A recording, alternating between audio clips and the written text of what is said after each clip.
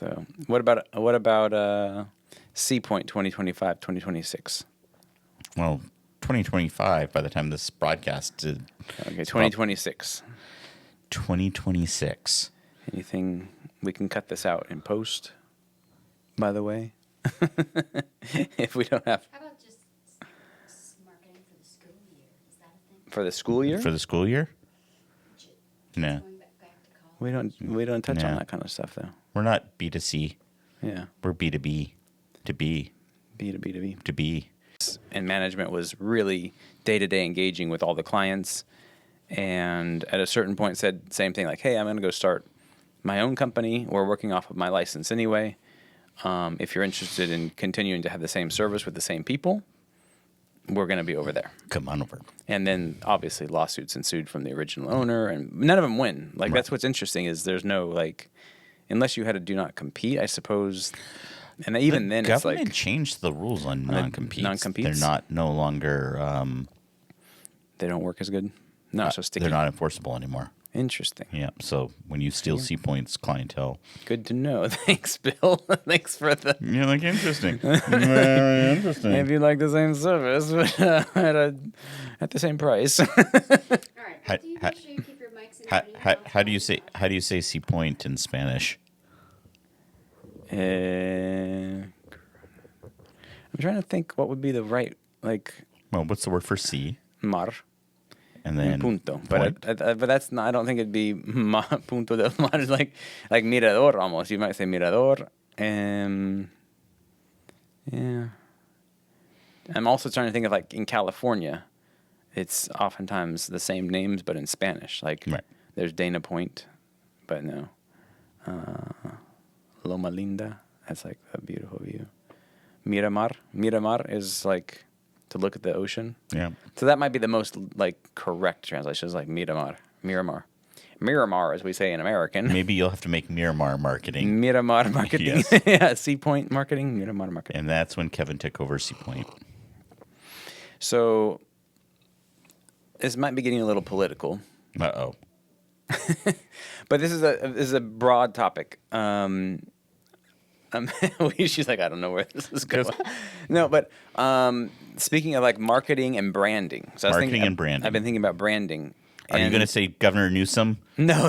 Oh. But America as a brand. Oh. Like, it's probably one of the most successful branding campaigns of our century. Because if you think about us 100 years ago, America wasn't a particularly important brand in the world. 100 years ago? Pre-World War I. We'll go pre-World War I, 110 years ago. Well, I think it was a sleeping giant at that point. Right, but on the world scale, I don't know if it was the leading brand. I think it was... You think people looked up to pre-World War I? People looked up to America as, like, the... Why do you think everybody was trying to come here? Well, okay. I mean, maybe just the Irish and the Italians thought it was a pretty hot brand. Okay. We're in dangerous territory again. No. So, but the idea was that America has done a really good job of branding, to the point where some people think it's too good, like too many clients. If you think about people coming to the country as a client, Right. Some people would say, oh, too many clients. Haven't people been doing that for 200 years? Exactly. Yeah. Don't play with your mic, it's making noise. Sorry. He's getting nervous on the topic. It'll all be cut and post. Don't worry. Yeah. If it doesn't go anywhere, it doesn't go anywhere. But as so then when you put Hollywood into the mix Oh, yeah.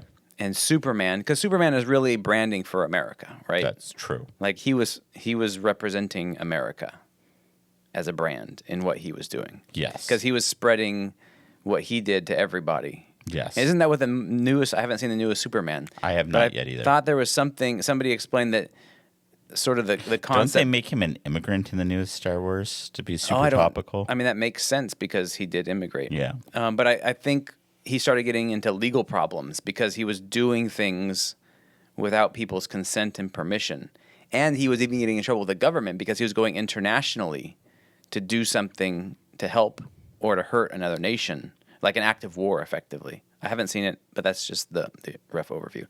Point being, so Superman was used sort of directly or indirectly. That's your conspiracy or not, but it was used as a branding technique or functioned as a branding technique for the United States of America, and pretty successful because people continue to want to arrive. Well, I think all of Hollywood was a very successful Exactly, a branding campaign. for America. Exactly. Yes. So I think that's an interesting case study to think about. How was America branded? How was it promoted? And then what's been the results? Was it positive? Was it negative? Was it what they wanted? And is it still doing it? How is it presenting itself now in the media? Well,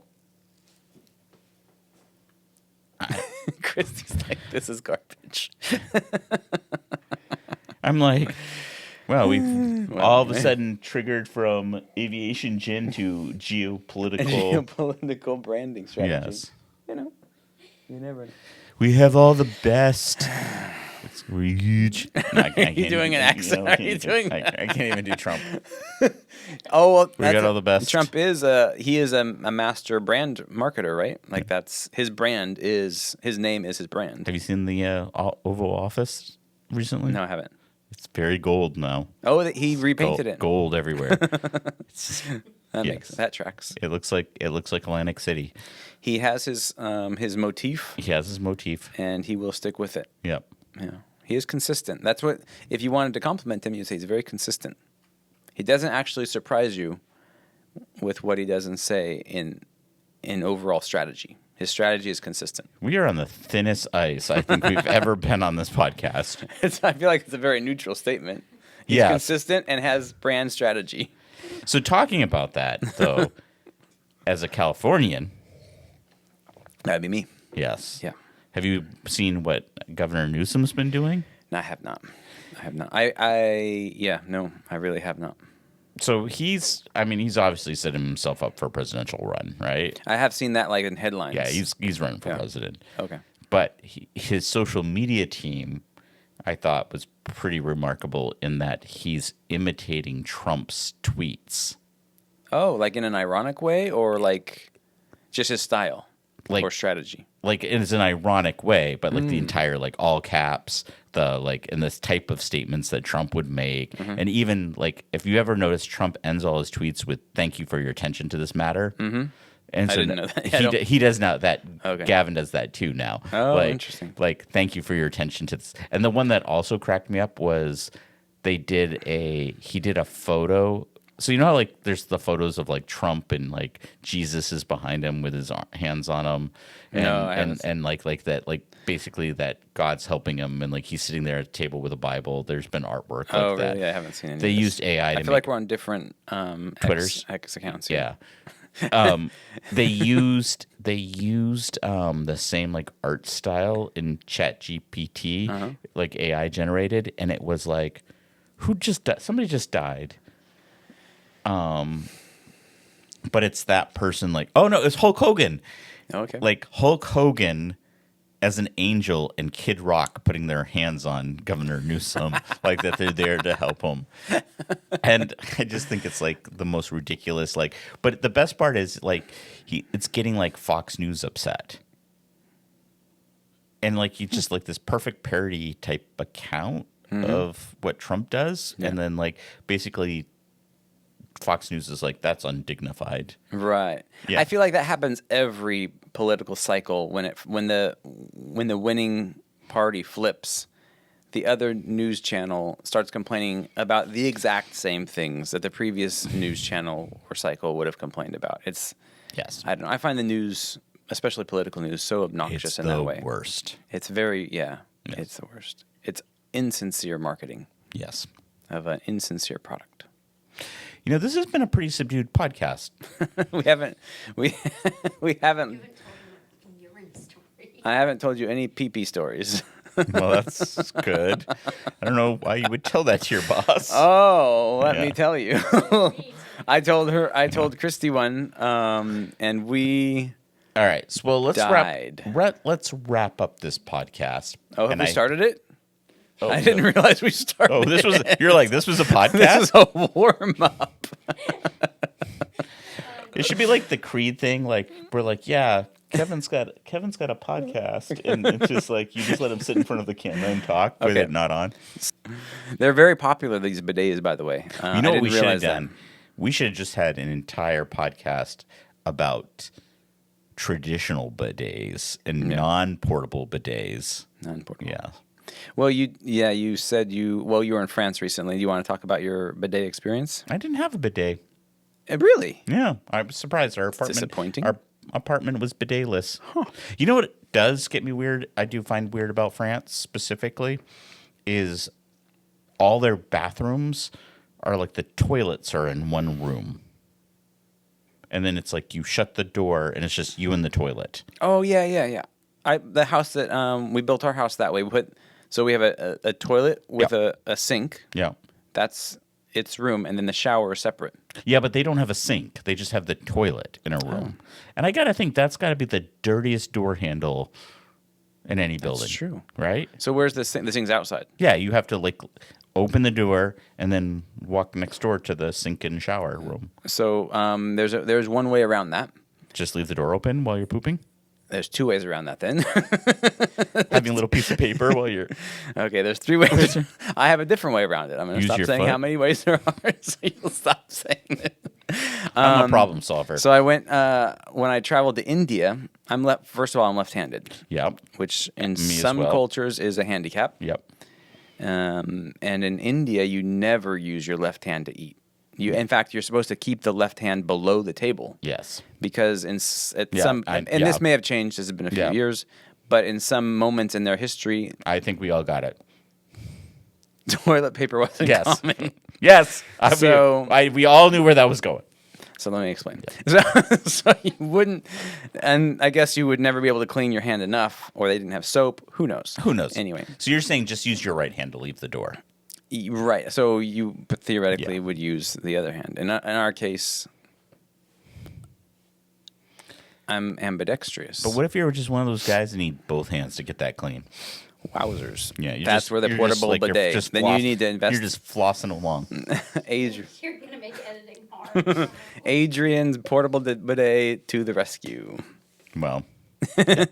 Anyway, so the room was just like it was. Yeah, so you were concerned about the door handle on. No, I just was like, but in general, I mean, like it was bad. Yeah. Well, I mean, you're like, well, that's my door hand, but how do you know anyone else who's used that bathroom abides by the door handle policy? Yeah. Here's a fun question for you, marketing adjacent. Mm-hmm. What's a product that in your whole life that you can recall purchasing that you were just so satisfied with? Once you got it, it was like, wow, that was exactly or even better than had been advertised. My first iPad. And do you recall how you became aware of iPads? Was there a campaign, a commercial? I was a second generation. My first iPad was the second generation. Okay. So I didn't get the first generation. So I was aware of them. Yeah. I had a phone, and then I remember standing in line the day it came out. Look at you. And picking it up. In Boston? No, it was Best Buy in Portsmouth. Okay. And then I drove up to my in-laws' house, and I was showing it off, and my wife's uncle was visiting, and he tried to buy it off of me for double what I paid for it right there because he thought it was so cool. Really? Yeah. You should have taken that deal. I should have. You should have bought two the next day and then done it again. Yeah. Okay. Let's go the opposite direction. Can we keep going? Yeah. All right. Okay. Opposite direction as the 48-hour turnaround Ryan Reynolds form of marketing to the patient's brand strategy long-term take on marketing. Example. And I might get a few of the details in this wrong, but if I'm not mistaken, there's a story about Nescafe wanting to get into the Japanese market. Mm-hmm. And so they consult, how do we this is a tea drinking country. This is obviously like a generation ago. Tea drinking country. We want to introduce them to coffee and get into the market. And after the research came back, the result was start putting your product in cartoons for children and then come back 20 years later. In 20 years and sell coffee to them. And it's as absurd as that sounded, I believe that's actually what they did, or in some version applied that strategy, and now they drink coffee. So sometimes you do need to have a tremendous amount of patience to be able to brand and market a product. And money.